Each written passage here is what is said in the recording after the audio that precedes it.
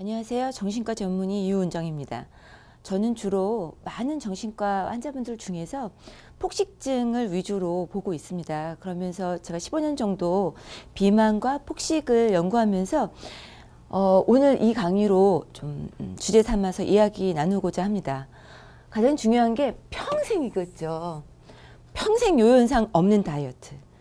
또 어떤 광고성 강의인가 이렇게 생각하실 수 있는데 사실은 평생이란 말이 굉장히 중요합니다. 우리 다이어트가 그냥 한 번 하고 그만두는 것이 아니라 저희 클리닉에 오시는 분들도 초등학생부터 70대 노인까지 있어요. 그만큼 남녀노소를 불구하고 나에게 있어서 다이어트란 어떤 것인가 좀 더 그냥 실질적인 방법, 다이어트 비법 이런 것을 소개하는 것이 아니라 다이어트의 어떤 인문학적 관점, 나는 어떤 철학을 가지고 다이어트를 할 것인가 이 부분의 심리적인 부분을 저는 정신과 의사니까 다뤄보도록 하겠습니다. 여러분 가짜 식욕이란 말 들어보셨어요? 식욕은 또 식욕이지 가짜 식욕은 뭔가 이런 생각을 하실 텐데 오늘 제가 가짜 식욕에 대해서 알려드리도록 하겠습니다. 제가 많이 듣는 질문들이에요. 선생님, 정신과 의사가 왜 비만 클리닉 하세요? 또 선생님 다이어트 할 때 라면 먹어도 돼요? 이거 정말 많이 듣는 질문입니다. 이런 분한테 먹어야 된다고 할까요? 먹지 말아야 된다고 할까요?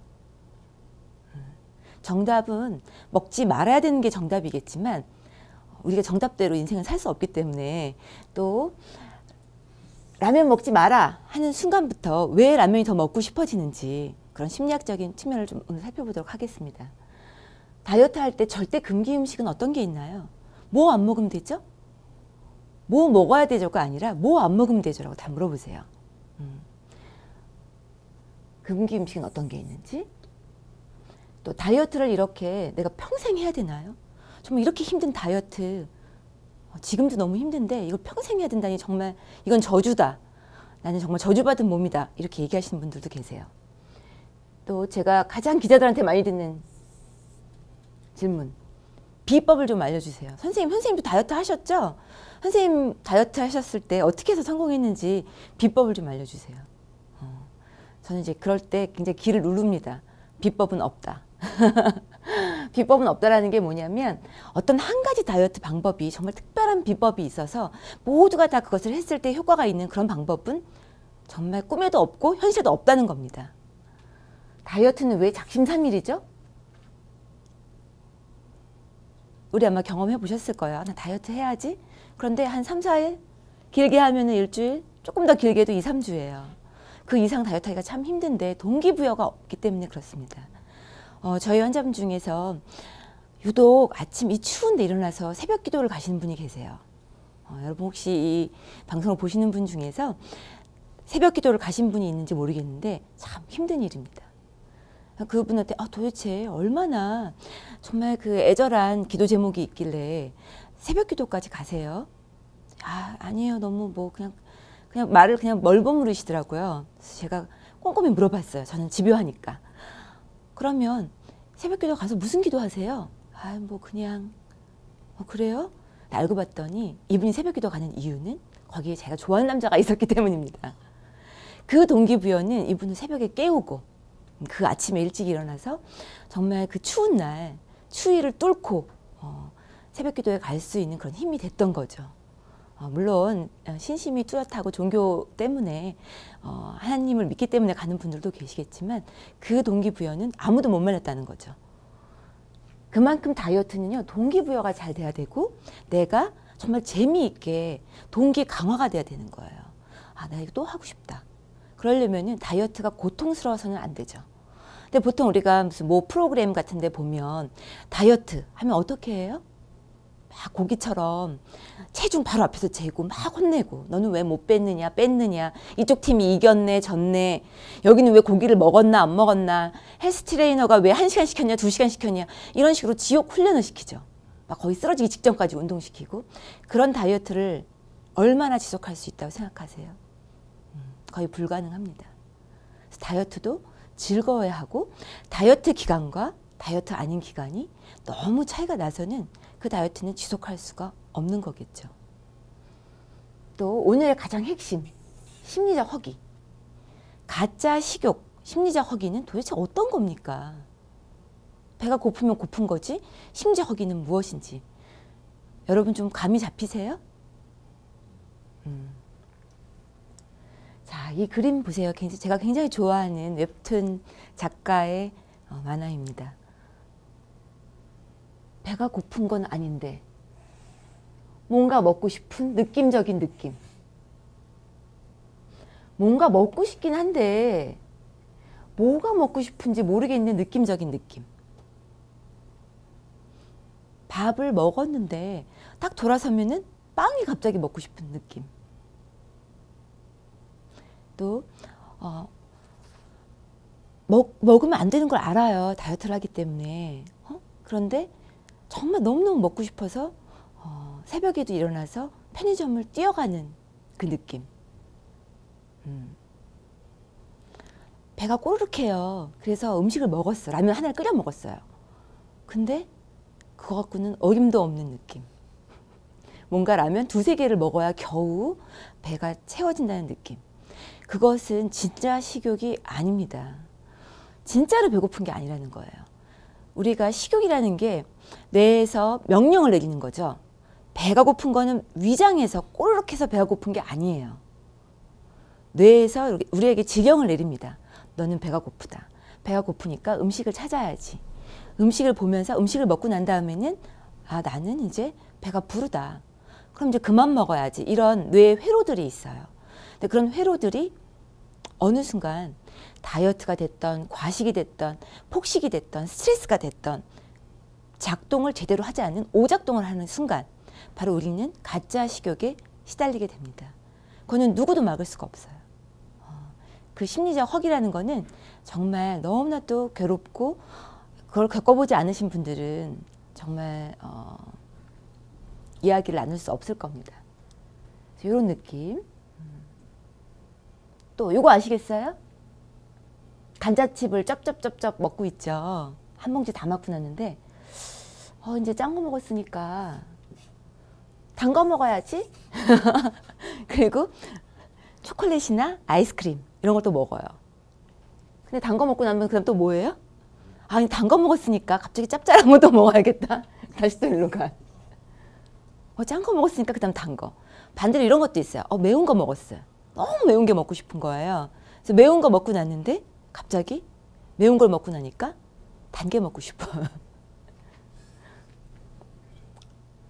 마치 메비우스의 띠처럼 이런 악순환의 고리가 계속 반복되는, 내가 어느 정도 일정 양을 먹었는데도 계속 특정 음식들이 생각이 나는, 마치 내가 담배를 피우고 나서 또 담배를 피우고 싶은, 게임을 1시간만 하면 되는데 1시간 갖고 어림도 없는, 드라마를 한 편만 보면 되는데 밤을 새워서 봐야 하는, 그건 바로 어떤 종류의 중독이라는 거죠. 그래서 이거는 정말 배고픈 것이 아니라 사실은 가짜 식욕이고 심리적인 허기라는 이야기입니다. 자, 이제 이거 보면은 이제 완결판이에요, 이게. 가짜 식욕, 심리적 허기의 완결판. 얼마나 먹었으면 배를 부여잡고 있죠? 한 명은 먹다 쓰러졌어요. 살이 더 쪘어. 나도 죽기 전에 한 번이라도 말라볼 수 있을까? 아니, 도저히 불가능한 거죠. 이렇게 배가 팡팡하고 불러있는데. 바로 어떻게 해요? 기분이 우울해져서 치킨 시켜 먹었다. 이렇게 기분에 좌지우지 돼서 정말 내가 배가 고픈 게 아니라 정말 기분 나빠서, 또는 다이어트 망했어. 무슨 다이어트야. 내일부터 해. 그리고 그냥 무작정 작정을 하고 시켜 먹는 이런 경우들이 바로 제가 오늘 얘기하고 싶은 겁니다. 아까 초에도 얘기했지만 저는 정신과 의사라고 그랬죠. 제가 살을 잘 빼주는 이유에는 제 성격이 급한 것도 있어요. 살이 빠지지 않는 분들을 보면 제가 못 견뎌요. 마치 성적이 오르지 않은 학생들을 보면 제가 학원 선생님이나 학교 선생님이 못 견디는 것처럼 못 견딘다는 거죠. 그래서 잘 빠지는 경우도 있지만, 저는 특별히 제가 정신과 의사라는 백그라운드를 갖고 있기 때문에 그분들의 가짜 식욕에 포커스를 했어요. 그게 보이는 겁니다. 이거는 배가 고파서 먹는 것이 아니라 배가 고프지도 않는데 엑스트라로 더 먹는 거구나. 그걸 잡아준다면 평생 요요 현상 없이 어느 정도 내 평균 체중, 모두가 다 45kg를 할 수는 없겠지만 내 몸에 맞는 체중을 유지할 수 있겠구나. 여러분 깜짝 놀라실 겁니다. 얼마나 많은 여자분들이 다이어트를 하고 있는지. 특히 우리나라에서 지구상에서 다이어트를 제일 많이 하는 사람이 우리나라라고 그러죠. 우리나라 여성의 95%가 난 다이어트가 필요해 하는 상태입니다. 그런 시점에서 가짜 식욕이라는 거는 굉장히 중요한 건데요. 요즘 우리나라 먹방 뜨는 거 아시죠? 뭐 인터넷 방송이든 TV 방송이든 케이블이든 미국 뉴스에서 얘기하더라고요. MBC에서. 우리나라의 TV 방송에서는 동시 채널이 12개가 푸드 방송을 하고 있다. 동시간에. 그만큼 먹는 것이 우리에게 화두가 되고 있고 음식이 너무 중요하다는 거예요. 우리한테. 우리 이런 얘기 해보셨어요? 야, 언제 한번 점심 먹자. 그게 정말 점심을 먹자는 게 아니에요. 만나자는 거지. 응? 또 치맥 타임. 이게 정말 치맥이 필요해서 치맥 타임, 피자 타임이 필요한 게 아니에요. 그 안에서 사람들 간의 교제가 이루어지는 거고 언제 한번 밥 먹자? 밥이 먹고 싶어서 밥 먹자가 아니잖아요. 우리나라의 사람에게 있어서 먹는다는 거는 굉장히 감정적인 겁니다. 먹을 때도 각 나라 사람마다 먹는 포즈가 다 다르다 그러죠. 우리나라 사람들 어떻게 먹어요? 저도 물론 마찬가지지만 오감을 이용해서 땀까지 뻘뻘 흘려가면서 소리를 쩝쩝쩝쩝 내면서 물을 우물우물 하면서 또 콧물을 닦으면서 오감을 이용해서 먹는 사람들이 바로 우리나라 사람들입니다. 그만큼 먹는 거는 우리에게 슬픔, 괴로움, 따분함을 덜어주고 위로를 주는 그런 힘이 있습니다. 실제로 단 음식이나 매운 음식을 먹었을 때는 우리 몸 안에 엔도르핀 분비가 왕성해져서 기분이 좋아진다는 얘기가 있죠. 그렇다면은 음식을 먹으면 스트레스가 완화되는 건가요? 그렇게 이제 얘기하시는 분들이 있는데 스트레스가 완화되는 것이 일시적인 겁니다. 왜? 곧 혈당은 떨어지고 다시 우울감이 찾아오기 때문이죠. 그 스트레스 해소가 음식으로 해결되는 거는 일시적인 효과뿐이에요. 특히 우리가 과식이나 폭식을 하는 경우는 통계학적으로 75%가 배가 고플 때가 아닙니다. 스트레스를 받거나 기분이 안 좋을 때 또는 내가 뭔가 허전할 때 정말 배고프지 않고 먹는 게 바로 75%나 된다는 거예요. 근데 일시적으로만 기분이 좋아지고 오히려 죄책감을 느끼게 되고 살은 더 찌고 스트레스를 더 받는다는 거죠. 이게 얼마나 심각한지가 사실은 병원에 올 정도도 물론 있겠지만 다이어트를 1년에 여러 차례 하시는 분들은 이 경험을 반드시 해보셨을 겁니다. 아마 이 강의를 듣고 싶어서 클릭하신 분들은 대부분이 나 다이어트 했는데 너무 스트레스 받았어. 다이어트가 왜 이렇게 안 되는 거야. 돌아서면 또 먹고 싶어. 심지어는 정말 우울증까지도 오는 분들이 있어요. 밖에 나가기 싫다는 거예요. 대학생인데 학교를 가기 싫다는 거예요. 왜? 살이 쪄서. 정말 심각합니다. 그 다음날 거울을 보기 싫다는 거예요. 왜? 내 얼굴이 부어 있어서. 특히 남자분들도 요즘은 심각해요. 여자뿐만 아니라 남자분들도 내가 얼굴이 부었나? 턱이 두턱이 됐나? 또 배는 왜 이렇게 나왔나? 허벅지는 왜 이렇게 두껍나? 이런 걸로 스트레스를 받는다는 거죠. 제가 그래서 얘기하고 싶은 거는 결론은 이거 한 장 슬라이드입니다. 다이어트라는 거는요. 결국은 내 개념을 바꿔야 된다는 거예요. 사고의 발상이 전환돼야 된다는 거예요. 다이어트 그러면 나 내일부터 할래. 다이어트 그러면 나 너무 힘든 거야. 그거는 이게 아니라 지옥 훈련이 아니라 다이어트라는 거는요. 내 몸과 마음의 욕구가 뭔가 어떤 이유든지 내가 눌러놨다는 거죠. 내가 눌러놓은 내 마음속에 정말 원하는 게 뭔지, 내가 정말 배가 고픈 건지, 배가 부른 건지, 나는 지금 허기가 진 건지, 난 지금 피곤한 건지, 난 지금 졸린 건지, 이런 식으로 내 마음의 욕구를 들어주고 밖으로 빼앗겼던 에너지, 밖으로 빼앗겼던 에너지가 내 안으로 재충전돼서 모아지는 그런 시간을 말하는 라는 것입니다.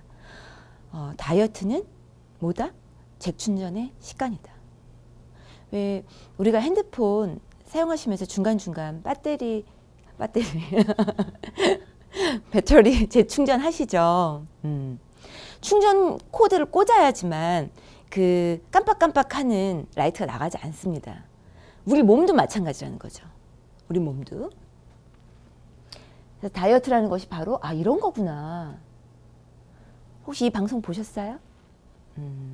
제가 출연했던 방송인데 못 보셨구나. 렛미인이라고 외모에 관심이 많은 분들은 이 방송을 다 보셨습니다. 또 유명 MC도 나오고 살이 정말 많이 쪘던 분들이 드라마틱하게 살을 빼서 제2의 인생을 사는 완전 인생 대반전 감동 스토리죠. 제가 성형외과 의사도 아닌데 이 방송에 참여한 이유는 그 살을 빼고자 하는 사람들의 심리, 또 살을 뺄 때 받는 스트레스, 또 나중에 이후에 내가 메이크오버가 됐을 때 그 변화된 삶에 대한 어떤 적응, 그것을 도와주기 위해서 이 방송에 참석했었는데요. 저 방송이 얼마나 인기가 많았냐면요. 지금 중국이나 외국에서도 이미 다 수출이 다 됐고요. 외국에서 저 방송을 보고 우리나라에 성형수술 하러 옵니다. 지방흡입수술을 하러 옵니다. 왜? 너무나 사람의 인생이 드라마틱하게 바뀐 걸 봤기 때문에. 실제로 그럴까요?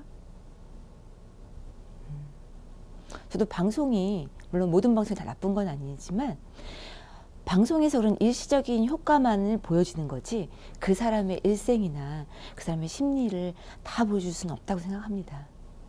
제가 만나본 참여자 중에는 물론 제가 직업도 갖게 되고 자기 인생이 정말 바뀐 사람도 있어요. 그렇지만 방송을 나와서 수술까지 받고 좋아졌는데도 불구하고 자기의 그 본체, 자기의 그 심리의 그 기전은 전혀 바뀌지 않기 때문에 다시 옛날로 돌아가고 살찌고 다시 밖에 나가지 않고 대인기피증이 생기는 경우를 제가 종종 봅니다. 그게 뭘까요? 요즘 한국 사회에서 사실 아름다움, 잘생긴 거, 외모 이거는 거의 선택이 아닙니다. 필수라고 할 정도로 면접이나 결혼을 위해서 성공하기 위해서 어떤 필수 조건까지 됐죠. 누구나 다 날씬하고 예뻐지려고 해요. 남자분들 이해 못하시는 분들 가끔 있어요. 아니 여자들은 왜 이렇게 다이어트에 목숨 걸고 왜 그래요? 도대체? 그렇게 얘기하시는데 마치 내가 어느 대학 나왔냐, 내가 어느 학교 다닌다, 어느 직장을 다니냐, 나는 어떤 차를 타고 다니냐 이런 것처럼 나의 어떤 표식자가 돼버린 거예요. 그 사람의 내면을 얘기하는 것이 아니고 그 사람의 표식자, 그 사람을 표현하는 어떤 일종의 외모가 그런 역할을 하게 되다 보니까 모든 사람들이 너무너무 노력을 하게 되는 거죠. 그걸 위해서 대부분의 여자들이 그렇지만 아이러니가 있는 게 음식에 집착하는 여자들일수록 더 날씬해지기 위해서 노력을 한다는 거예요. 이 상반되는 이 두 가지 때문에 많은 사람들이 고통 가운데 있다는 겁니다. 이 심리적인 고통을 견디지 못한 여자들이 바로 여러분들 들어보셨죠? 거식증, 폭식증. 이게 그렇게 멀게만 느껴지는 병이 아니에요. 정도가 심한 것부터 아주 약한 것까지. 약한 거는 정말 여기 계신 분들 중에서도 많은 경우 경험해 보셨을 겁니다. 그러면 음식 때문에 힘들어하면서도 음식으로 위로받는 당신에게 지금 당장 필요한 건 무엇일까요? 그 방송에 나온 분이에요. 살이 쪄서 고개 숙이고 있죠. 저를 찾아오는 분들도 처음에는 저런 모습입니다. 내가 살찐 것만으로도 마치 죄인이야. 살찐 게 죄인가요? 살찐 게 죄인이에요? 그건 아닌데 마치 내가 살이 쪄서 아무것도 할 수 없다고 생각을 하세요. 그리고 여자가 한 90kg 나간다고 생각해 보세요. 정상적인 사회생활이 우리나라에서 가능할까요? 물론 가능한 분도 있어요. 정신적으로 내가 강해서 가능한 분도 있지만 대부분의 분들은 많이 위축되고 저한테 와서 뭐라고 얘기하냐면 면접 보러 가서 살 좀 빼고 와 이런 얘기 들은 다음부터 면접 보러 가기 힘들어요. 또 옷가게 갔을 때 맞는 사이즈 없다는 얘기 들은 다음부터는 옷가게에 들어갈 수가 없어요. 또 남자친구 소개해달라는 말은 절대 할 수가 없어요. 일종의 장애인이라고 본인이 말해요. 본인이. 저희가 얘기하지 않아도 본인 스스로가 우리나라에서 여자 90kg는 장애인이다. 밖에 나가기도 힘들다. 직장 갖기도 힘들다. 결혼은 더더욱 힘들다. 사람들이 뭐라 하냐면요. 본인이 의지에 달린 거 아닌가요? 게으른 문제를 누굴 탓하냐. 뚱뚱한 건 게으른 거다. 이렇게들 얘기하신다는 거죠. 더 상처받겠죠. 응? 그럼 다이어트는 이제 더 이상 어떤 특정 여자분들만의 문제가 아니라 우리 모두의 문제가 되어버렸습니다. 이런 얘기 들어보셨어요? 1일 1식, 간헐적 단식. 이거 모르는 사람 없을 겁니다. 온통 매스컴에서도 떠들고 많은 사람들이 관심을 가졌던 화두였는데요. 다이어트 방법 중에서 이런 방법들이 도대체 한 끼만 먹는 게 효과가 있는 거냐 없는 거냐. 뭐 이거 입기만 해도 빠진다는데 이거 빠지냐 안 빠지냐. PT 붙여서 운동하고 있는데 이거 빠지냐 안 빠지냐. 정말 다이어트는 우리 생활 깊숙한 곳에 다 들어와 있다는 거예요. 이 시장이 어마어마합니다. 몇 조 원의 시장인데 정말 헬스클럽부터 시작해서 크게는 뭐 찜질방, 살 빼러 가는 사우나, 뭐 여러 가지 운동법, 또 옷, 뭐 살 빼는 기구, 음식, 효소 다이어트, 뭐 주스, 디톡스 다이어트, 디톡스 주스, 뭐 그런 모든 방법들을 다 따지면 정말 어마어마한 우리 일상에 끼어들고 있는데요. 근데 그것들 중에 90%가 실패라는 거죠. 그렇게 일상에 들어와 있는 다이어트가 사실은 실패로 끝난다는 겁니다. 그렇다면 다이어트를 90%가 실패한다면 평생을 해도 결국은 성공을 못 한다는 거잖아요. 생각해 보세요, 여러분. 내가 성공하지 못하는 걸 뻔히 아는 그런 걸 계속하고 있어. 그게 얼마나 큰 괴로움이 되는 건지는 아마 여러분 모르실 겁니다. 그러면 이렇게 내가 다이어트를 망치는, 우리 모두의 다이어트를 망치는 이 주범이 뭐냐? 저는 가짜식이라고 말을 하고 싶은 겁니다.